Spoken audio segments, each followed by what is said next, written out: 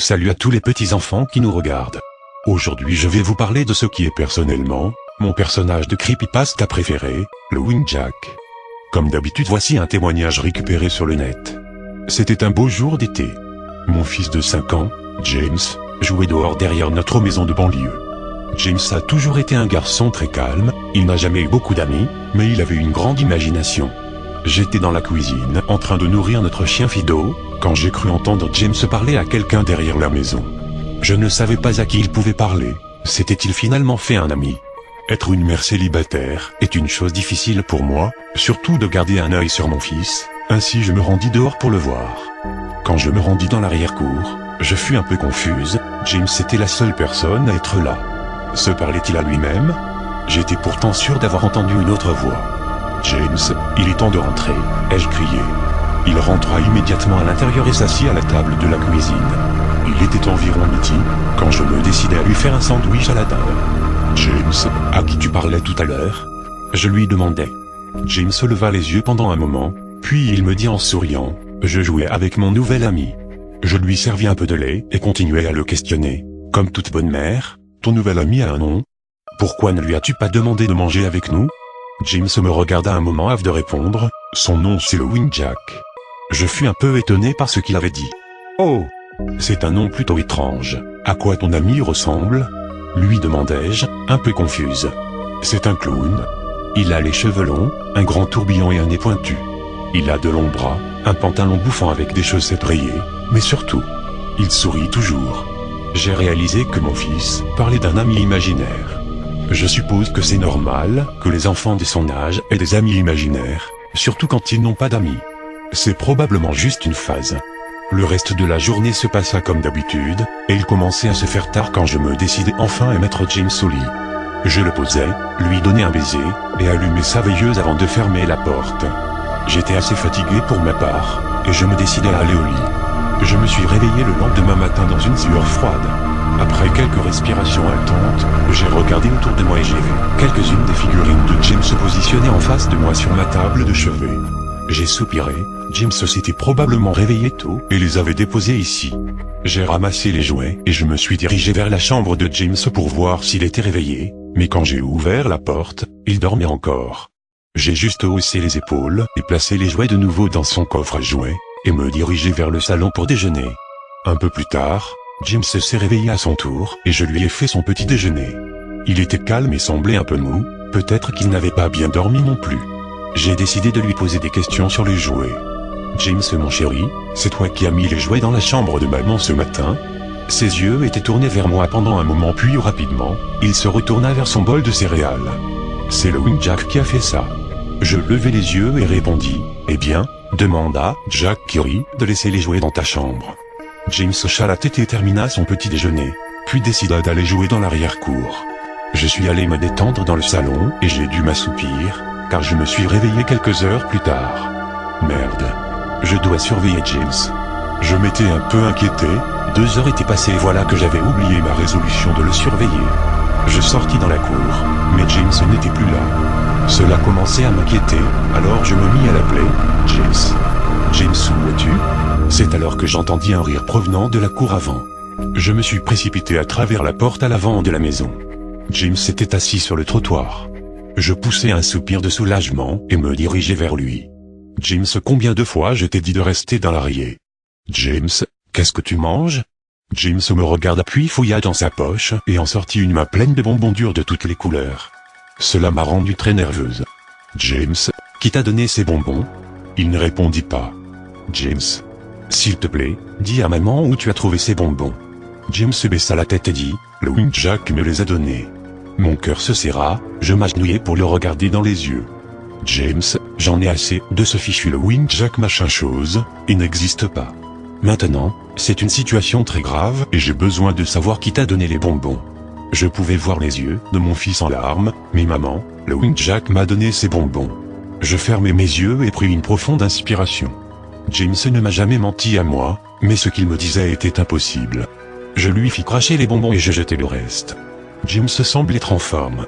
Peut-être que j'ai eu une réaction excessive, après tout, il aurait pu les avoir de la part de Tom et Linda d'un côté, ou de Monsieur Walker dans la rue. De toute façon, Je vais devoir garder un œil sur James. Cette nuit-là, je mis James au lit comme d'habitude, et je décidai d'aller au lito. Soudain, j'ai été réveillé par un grand bruit venant de la cuisine. Je sautai du lit et me précipitai dans les escaliers, paniqué. Quand je suis arrivé à la cuisine, je fus horrifié. Toutes les choses sur les comptoirs avaient été jetées sur le sol, et notre chien Fido était dans un état près de la mort. Son ventre était ouvert et bourré de bonbons, du même type que ceux que James mangeait plus tôt ce jour-là. L'état dans lequel j'étais fut rapidement brisé par un cri aigu venant de la chambre de James, suivi de gros bruits. J'ai vite attrapé un couteau dans le tiroir, et gravi les escaliers avec la vitesse que seule une mère, dont l'enfant est en danger, pouvait avoir. Je fonçai à travers la porte et allumai les lumières dans la foulée. Tout dans la chambre avait été renversé et jeté sur le sol, mon pauvre fils dans son lit pleurait et tremblait de peur, une piscine d'urine étalée sur les draps. Je pris mon enfant et courus hors de la maison, puis j'allai du côté de la maison de Tom et Linda. Heureusement, ils étaient encore éveillés. Ils me permirent d'utiliser leur téléphone et d'appeler la police. Il n'a pas fallu longtemps pour qu'ils arrivent, et pour que je leur explique ce qui s'était passé, mais, à ma grande surprise, ils me regardèrent comme si j'étais folle. Ils fouillèrent la maison, mais tout ce qu'ils trouvèrent fut notre chien mort et nos 2 chambres saccagées. L'officier m'avait dit que quelqu'un était probablement entré dans ma maison et avait fait ça avant de fuir quand ils m'ont entendu monter l'escalier. Je savais que ce n'était pas vrai. Toutes les portes étaient verrouillées et aucune des fenêtres n'était ouverte. Le lendemain, James est resté à l'intérieur, je ne voulais pas qu'il sorte de ma vue. Je suis allé dans le garage et j'ai trouvé son vieux moniteur pour bébé, je le lui confiai, lui demandant de crier si quelque chose arrivait dans sa chambre ce soir. Enfin, j'allais être en mesure de l'entendre. Je suis allé à la cuisine et j'ai attrapé le plus gros couteau dans le tiroir, pour le mettre sur ma table de nuit. Ami imaginaire ou pas, je n'allais pas laisser quoi que ce soit faire du mal à mon petit garçon. Le soir est venu assez rapidement. Je mis James au lit, il avait peur, mais je lui ai promis que je n'allais pas laisser quelque chose lui arriver. Je lui donnai un baiser, et allumai la veilleuse. Avant de fermer la porte, je lui dis tout bas, « Bonne nuit James, je t'aime ». J'ai essayé de rester éveillé aussi longtemps que je le pouvais, mais après quelques heures, je me suis senti à la dérive. Mon bébé serait en sécurité pour la nuit et j'avais besoin de dormir. Au moment où je posais ma tête sur l'oreiller, j'entendis un bruit venant du moniteur, pour bébé que j'avais confié à mon fils. Au début, ça ressemblait à des interférences, comme le type qu'une radio ferait. Puis elle s'est transformée en un gémissement. James s'était endormi. Puis je l'ai entendu, ce rire horrible. J'ai jailli du lit et attrapé le couteau sous mon oreiller. Je me suis précipité dans la chambre de James, laissant la porte ouverte. J'ai essayé d'allumer l'interrupteur de la lumière, mais il ne fonctionnait plus. Je fis un pas à l'intérieur et je pus sentir un liquide épais et chaud sur mes pieds. Soudain, la veilleuse de James s'alluma, et je pus voir l'horreur absolue en face de moi. Le corps de James avait été cloué sur le mur, les ongles perçants à travers les mains et les pieds. Sa poitrine était grande ouverte et ses organes pendaient au sol. Ses yeux et sa langue avaient été enlevés, en même temps que la plupart de ses dents. J'étais dégoûté, je pouvais à peine croire que c'était mon petit garçon. Puis je l'ai entendu à nouveau, le désespéré du gémissement. James était encore en vie. Mon bébé, mon pauvre bébé, tant de douleur à peine accroché à la vie. J'ai couru à travers la pièce et vomi sur le sol, mais ma terreur fut interrompue par un gloussement horrible venant de derrière moi.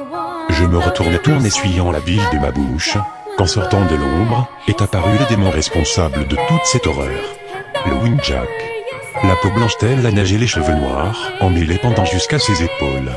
Il avait des yeux blancs entourés par des anneaux noirs sombres.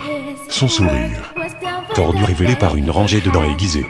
Il portait un costume de clown noir et blanc avec des manches longues et des chaussettes rayées. Son corps lui-même était grotesque, ses longs bras ballant le long de sa taille et la façon dont il se tenait lui donnait un air presque squelettique, comme une poupée. Il laissa échapper un rire écœurant comme pour me faire savoir qu'il était satisfait de ma réaction à son travail. Il se tourna ensuite lentement en face de James et se mit à rire encore plus à cette vie horrible. Cela suffit à me secouer de ma terreur, j'ai craqué, et gueulé, « Éloigne-toi de lui, salaud !» Je me suis précipité sur le monstre, le couteau au-dessus de ma tête, et je l'ai poignardé rageusement, mais dès que le couteau l'a transpercé, il a disparu dans un nuage de fumée noire. Le couteau est passé à travers le nuage à peine apparu, transperçant le cœur encore battant de James, éclaboussant de sang chaud mon visage. Non. Qu'ai-je fait? Mon bébé, j'ai tué mon bébé. Je suis immédiatement tombé sur mes genoux, et je pouvais entendre les sirènes au loin de plus en plus fort. Mon fils, mon doux bébé. J'ai promis de te protéger. Mais je n'ai pas réussi. Je suis désolé, James. Je suis tellement désolé. La police me trouva en face de mon fils, toujours brandissant le couteau couvert du sang de mon bébé. Le procès a été bref, la folie. J'ai été placé dans le Firopulo, maison de fous, où j'ai été pour les 2 derniers mois. Ce n'est pas si mal ici, la seule raison pour laquelle je suis éveillé maintenant, c'est parce que quelqu'un joue Pop Guess the Vazel sous ma fenêtre. Je vais en parler au préposé à ce sujet plus tard dans la matinée. Voilà, maintenant vous en savez plus sur le Windjack. C'était Mr. Creepy.